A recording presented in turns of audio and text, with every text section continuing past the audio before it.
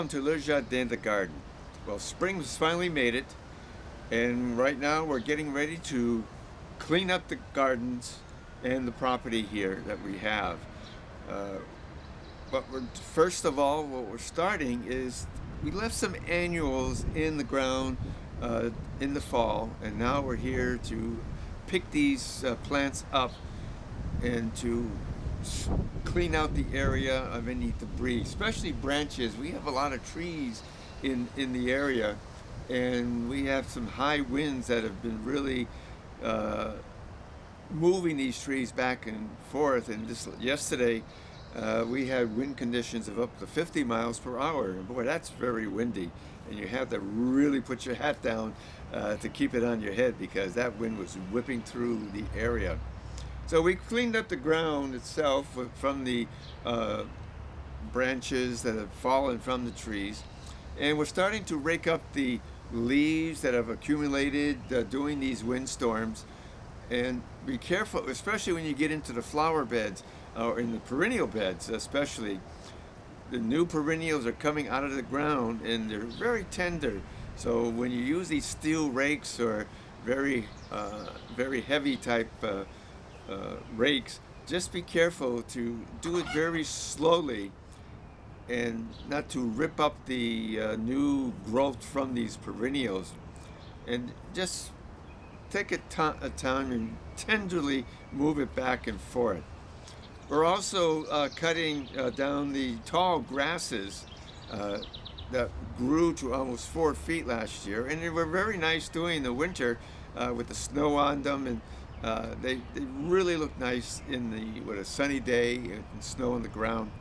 But now they've sort of bent over and actually fallen to the ground, and we started cutting those up and just putting a mound of the grasses. We cut it to about anywhere from 2 to 4 inches to the ground level, and we've accumulated that. And we're going to use the tall grasses for a mulch in some of the early plantings that we've been doing here.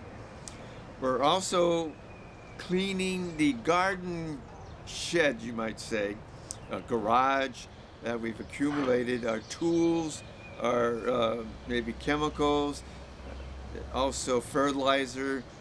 Check to see if any of the bags have been opened or sort of deteriorated and is spilling over. Also see if any of the liquid bottles are cracked, and you should have had some heat when you're storing these particular boxes. But again, with small children in the area, they should be high up on the shelves so there's no involvement with problems. Also, looking at your tools, did you clean them like we talked about in the fall and sessions that we had on the program, using the actually vinegar, the cleaning version of it? It's about 5% greater in strength than the regular clear vinegar, and 3-in-1 oil rubbing on the tools last fall. If not, well, it's time to get that rust off the tools, and you can do that by storing them or dunking them in sort of maybe a small jar of vinegar, cleaning vinegar, and that will for about 12 hours. And then when you take them out, you actually see the vinegar sort of turn color because the vinegar reacted with the rust, and it draws the rust off the metal. And then you just take them out, dry them up, and let them sit in the sun for a while, but make sure they're very dry, especially in the joints, especially if the swivel type joints. Make sure that's dry and get that out of the way. But again, my main concern, if you have any bottle chemicals or fertilizer, look at them very carefully and see if they're not damaged. If they look different or they really smell bad, what you may want to do is just remove them from the source and put them away, or have them in the toxic pickup days that they have at the city yard. Now, also, we went around in the garden and we took a spoonful of samples, probably 6 tablespoons that we used. And what we did, we went down 1 inch, we pushed that out, then we went down another inch and put that into an envelope or plastic bag. And we're going to send that off. If you haven't done that in the fall, this is the time to do it again. We talked about this in the fall issue, that the University of Massachusetts, the Essex section of it, will analyze your soil for you, and they have they'll do a half a dozen versions telling you the chemicals that are missing, or even recommending what you should be using to enhance your soil. And they also do some really exotic chemicals, especially if you're doing lead. If you live in these suburban areas, you may have lead concentrations in the soil, and you may want to take samples of that, especially small children. I know my little girl used to take the soil and eat it, and a lot of the children used to do that. And we try to control that. But if you're living in a suburban area, you should have it tested for lead before you put any veggies into the garden, if you're making a garden in that particular area. We also check so they can check the nutrients, and the university will actually recommend the types that you should be using. Also, you should be using fertilizers around shrubs now, especially your roses, forsythias, and the other, let's say, spring flowering shrubs should get a shot of fertilizer. And it's also good to give the regular other flowering bushes for summer and fall a shot of fertilizer, a handful or 2 handfuls, depending on the size of your bush. And it's at the edge of the bush itself. So if the bush is flowing out, you put your fertilizer along that sort of circle. That's where the feeding roots are, and they'll absorb that and give your bushes a nice, good effect. Also, we're also pruning. Now, we're not pruning the spring varieties at this time. We'll do that after the flowering. I mean, right now we're looking at the forsythias that are blooming, and they're sort of in their last stage. The yellow has sort of dropped away on one section, but by I would say by mid-May, the forsythia should be finished. But there are certain varieties that'll go right to the end of May. But when the yellow is dropped from the forsythias, that's when you begin pruning for new growth for next year. And as a new growth goes on, you'll also have new flowers for next year. So you have a good time with that. And also, you may want to do the fall type bushes that they produce flowering on new growth. So that as they're growing during the summer, by the fall they were producing the flowers that will be needed. Now, we're also we've done some dividing. If your perennials are, especially daylilies, I mean, if you planted 1 or 2 together, now 4 or 5 years later, that mother planting that you did is now almost 2 to 3 feet wide.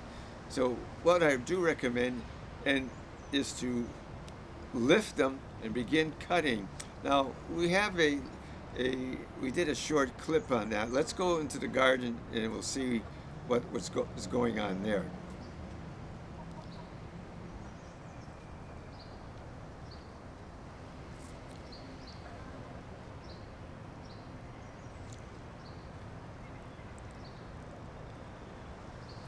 Okay, back from the daylilies, we also did a little clip in the garden on the separating of the irises. They have the same effect, that they grow out and they become burdensome. And also, you notice as the group gets bigger, there's less flowering by the plant. So by cutting them up, you're encouraging more flowers for the plant to produce. So just be aware of that, if you see your daylilies, your irises are producing less of a display of flowers during the years, they're overcrowded and they have to be divided up. And that's a time of work that you can do. It can be messy, but they're very hardy. The daylilies are really hard to kill. They grow everywhere, and they'll take the worst of it. And they're also good during drought periods because they just survive with little water, and they're ready to produce flowers. And they have a variety of flowers out this year.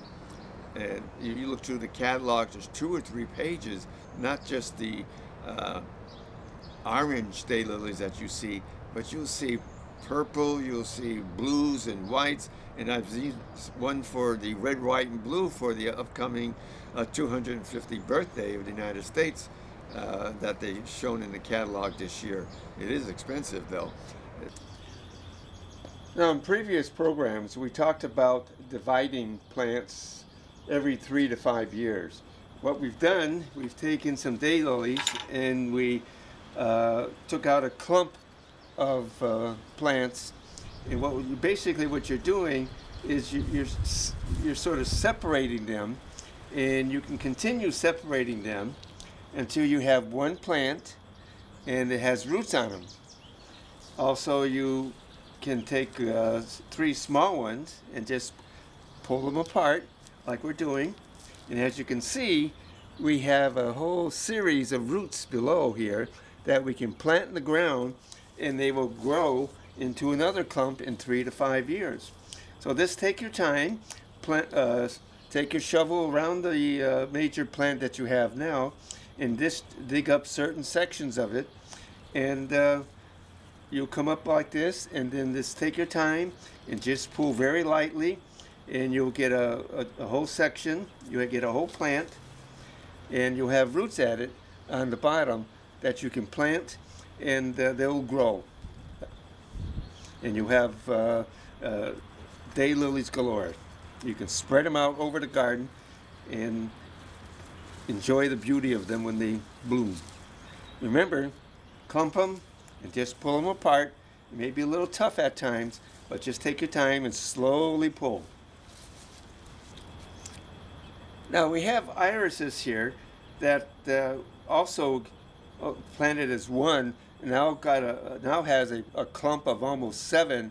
So we picked those out, and what we're going to do, we have a cluster of them in these 3, and we'll just pull them aside very easily. Sometimes it may be very tough, but take your time and just let them drop out, and then you have one that'll have a great deal of roots, but the others will have a root system too, and you just plant these in the ground. Don't plant them too deep, just plant them until the base of the plant of the iris is filled with dirt, and enjoy the flowering of the iris plants that you selected to have in your garden. But that's a good timing of doing it is in the fall or early spring. So try that. And the daylily is the same thing, early spring and late fall, or after it flowers. So now let's move on to the next section. All right, like I said in the beginning, the weather has been nice. The temperatures have been in the upper 80s, but now temperatures drop down into the 60s, and they're again predicting rain for late this afternoon and into most of the day of tomorrow. So this is a good time to take your plan of the garden that you did last fall or over the winter. Remember we talked about this?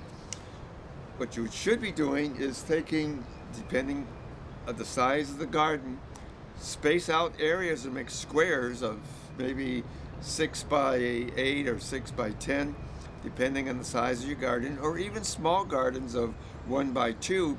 You should have areas marked off showing where you're going to be planting your tomatoes, or even looking at your previous plans of last year so you can rotate the crops, because you don't want diseases from one plant, especially tomatoes, always in the same area. You want them to spread out over the coming years So you're always, so if you have, we have 6 plots that we have here, and we've been moving the tomatoes around that, so we're not having a particular area with a particular disease there all the time. So it takes maybe 4 or 5 years for it to eradicate the disease off of the soil by planting other plants. So look at it and show where you're going to put your tomatoes, your basically, especially determinate or indeterminate plants. Now, determinate means the plant will grow to about 4 feet and produce all the tomatoes at once. So in other words, for the month of late July, early August, you'll have a particular brand that will, for the next 2 weeks, it's all tomatoes. Indeterminate is like a vine. It just continues as long as it flowers. The farther it goes, it will continue right up to frost, that where the tomatoes will be producing. But usually when the temperature starts dropping into below 70, into the 60s, the plant sort of slows down, and the vine should be cut at the last clump of the tomatoes, so the plant can send the energy to the tomatoes instead of sending it for more growth and turning those last green tomatoes into red tomatoes. But look at your plant, create it. It's still early, and getting seeds from the catalog. Well, this is sort of getting close to mid-May, and you're sort of missed the boat on planning on getting your plants. So what you're doing now, you're going to your nurseries or even to the big stores like Home Depot and others, or Lowe's, and they have their own garden filled with veggies, herbs, perennials, annuals. I've seen them like this mid-May. The annuals are just coming out, and they're on display. And just be aware, you may have sticker shock. 6 packs, well, right now I've seen at one warehouse type activities that the 6 packs have gone to 12 packs. In other words, there's 2 6-packs that are together, and they're selling for about $11.98, depending on the store you go to. But you're planning for almost $1 per annual. So if you're looking for marigolds for those 12, and you're paying $11.99 or $11.50, you're paying just about $1 for each of those marigolds. So you want to look that over, making sure there's not one dead in these 6 or the 12 packs. But I haven't seen 6 packs that much, and if I've had seen 6 packs, the plants look sort of sickly and so forth. Now, if you're seeing the leaves on these 6 and 12 packs turning yellow and so forth, you may have a problem, and so I would bypass those. But it's just a recommendation. You bring them home, put them in the ground. If they sell them cheaper, put them in the ground, give them a shot of fertilizer, liquid fertilizer, and probably within a week or 2, your plant will be bursting with more flowers. So this shop early, guys, this is getting close to Mother's Day, and there are a lot of people out there getting their plants early and just putting them aside or putting them in the garage. You can, as long as you don't have them outside when the temperature drops below 50s or even in the 50s, the tomatoes will be sort of set back a bit. So just be aware, plant it, buy what you need, and you can also, at this time, we just talked about annuals, and some perennials are there, and also new shrubs. If you have shrubs that have passed away, you can replace them. You can get the new forsythias. I've seen a whole array of shrubs. The shrub that you may want, they may have. This could keep going to even the supermarkets have large displays of plants, including small shrubs, small azaleas, some of the pines you'll see there also. So just be aware and shop around, because I was really shocked when you're paying for 8-inch tomato plant for just about $4.95, which really gave me a sticker shock, you might say. So just be aware. Also, tools. There are new tools that have come out within the past couple of years, and we talked about raking, being careful with the raking, but sometimes you have a big rake that you see, that you rake leaves and so forth, but you have smaller areas within the garden that you have perennials that you may want a different type. Now this is what they call adjustable type. You can adjust the length of it. You can also, if you look here, you can also adjust the size. Now if you have small areas that you can't want to get into, you can just close it to the point that you want to get in and just rake all the leaves out or debris. Or if it's a bigger area, you can stretch it out and you'll get a good amount of ease out of it. And it's light, very light. It's all aluminum. And I see them more now. Instead of the big types, instead of having a heavy big type, these light units are really loved, and they're great gifts too. That can be used. Also,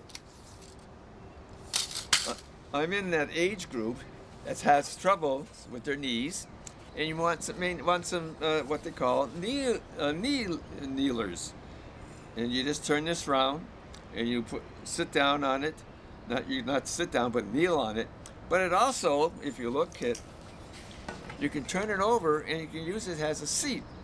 If you're tired in the garden, just turn it over and sit down on it, and just look around and think more about what's going on.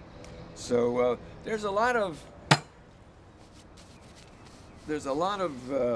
tools that are out there, and some of them are expensive, but come late June and after July, a lot of these tools and other materials go on sale. And something that you may have paid, we'll say this adjustable rake for $12, you may be able to get it for $8 or even $6 when they have their 50 or 75% or gardens tools on sale.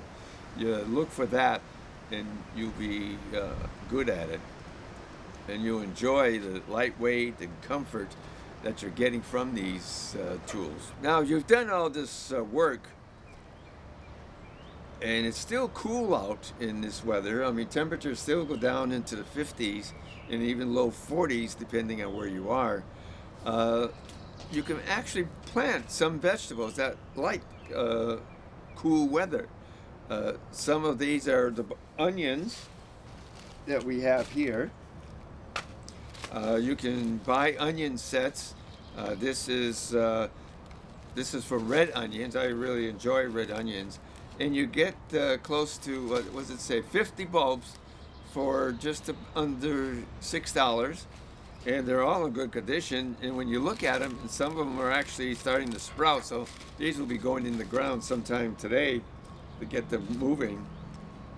And they're really good. You wait a good 60 days, maybe even 70 days. And when you start pulling these red onions out, about the size of a baseball or smaller, but they're really tasteful.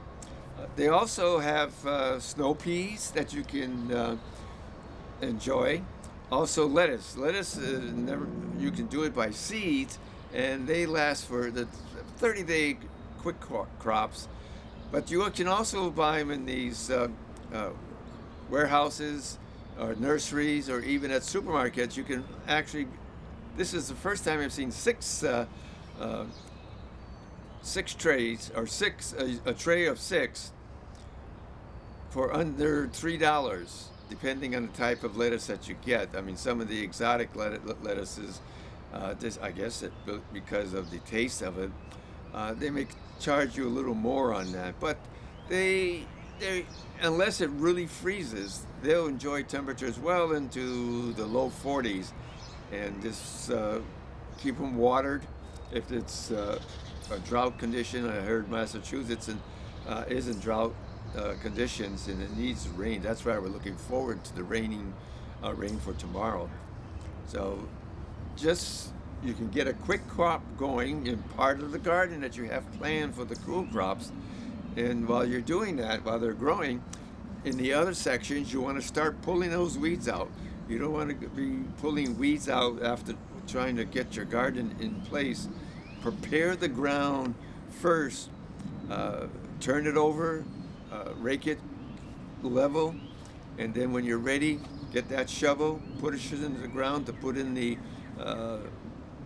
what you might say, the full season of crops. That includes the tomatoes, broccoli, cucumbers, more lettuces, peppers, sweet or hot. I like the hot peppers, and herbs where you can have basil, thyme, rosemary, and oregano. I mean, the Italian combination right there. And you put those close to the doorway, the back door, so you can easily step out, cut your herbs, the Italian herbs, the oregano and basil and so forth, and put it in your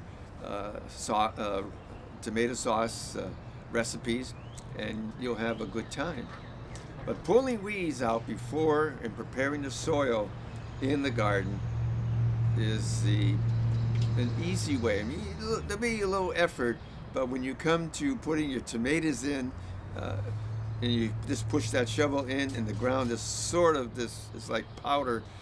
You put your tomatoes in, and we have a clip that we did concerning putting tomatoes in. So let's have a look at those. All right, in this session, we're going to plant a tomato. This is about 8 inches that when I purchased it. And what we're going to do is just squeeze the sides, and then we're going to lift it and just sort of let it drop out. And before I do that, I will take this and put it into the hole to see if it's deep enough. And from what I see here, we're a little too deep. So I'm going to put some extra dirt in just to bring it up to level. Try it again, and good, it looks just about ground level. Now, before we take it out of the container, we're going to put something a little extra in it. And basically, these are eggshells. Just having breakfast, take the eggshells, wash them off, and then come over and just sort of drop them into the bottom and put a little more dirt over them. So as they're growing, the roots will go down and get a good nutrient base of eggshells with magnesium that will help them grow very well. All right, we'll also put in bone meal on the surface when we're finished. Now, if you notice, there's only leaves at the top. I've taken 4 sets of leaves off the plant because I'm going to plant it a little deeper than what it should be. So I'm going to bring it up almost about 2 inches and have these sort of off the ground completely. So I'm going to put these right in, right at the bottom, and then I'm going to bury them, begin burying. Just drop the sand in.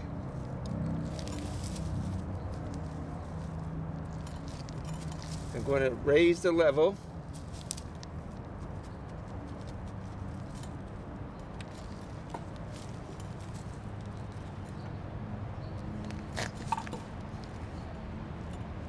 It'll be all set. I'll pat that down, give it about some water, and also, because it's a little early, and what I'm really processing is the 4th of July tomato, which takes about just about 45 days, they said.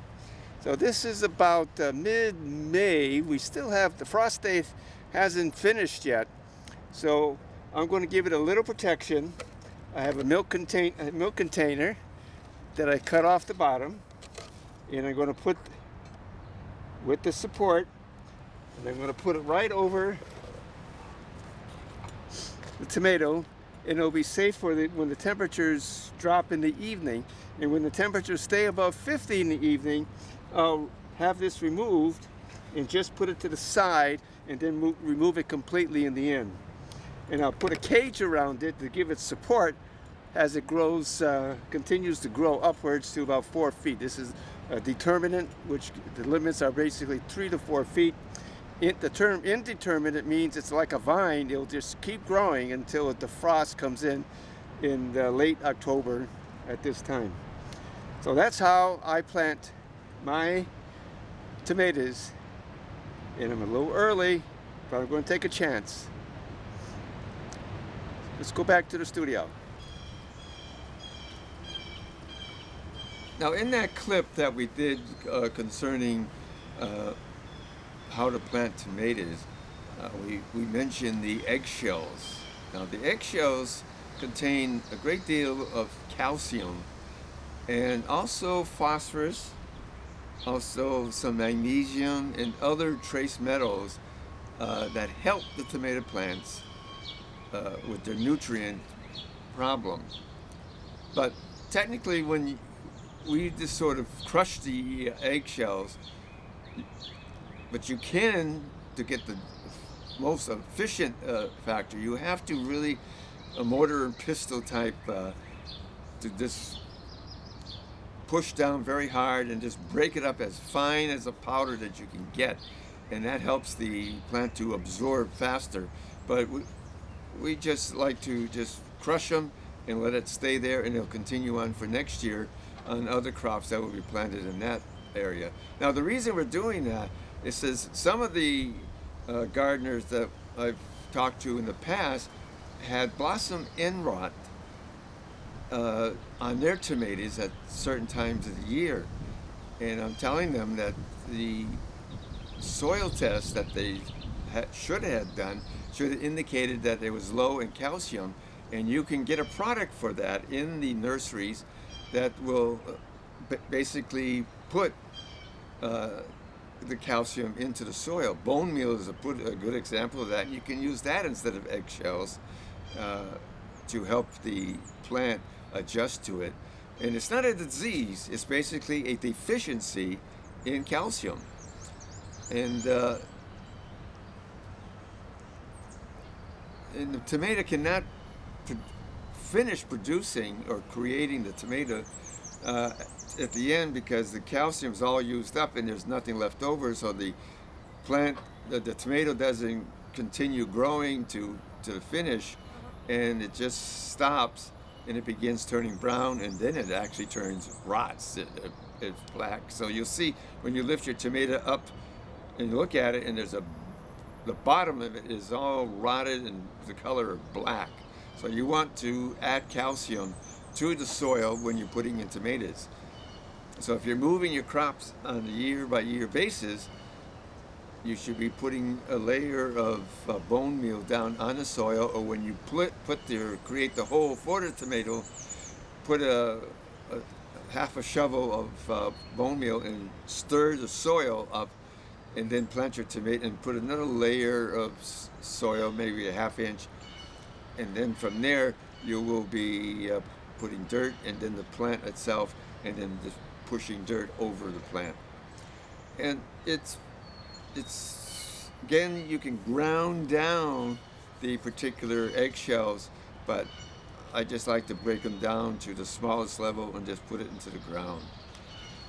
And again, the tomatoes you don't want to put out into too early unless you're doing the protection. And like we saw in the clip, we had a plastic milk bottle that we put over it. We cut off the bottom, we washed it down first, and we cut off the bottom, and we put the plastic over it. You can buy a whole series of clear plastics or white colored plastics, and what you want to do is either pin them down like we did with the milk bottle, and you'll enjoy it.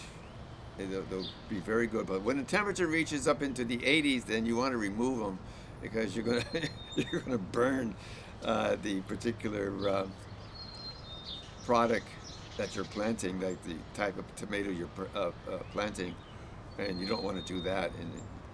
And basically, when the temperatures during the night are stay in the 50s, you can do that, and the temperatures during the day get up into the low 70s for a week.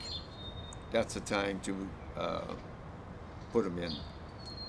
All right, this is Bob Boissel saying have a good day, have good gardening for LeJardin.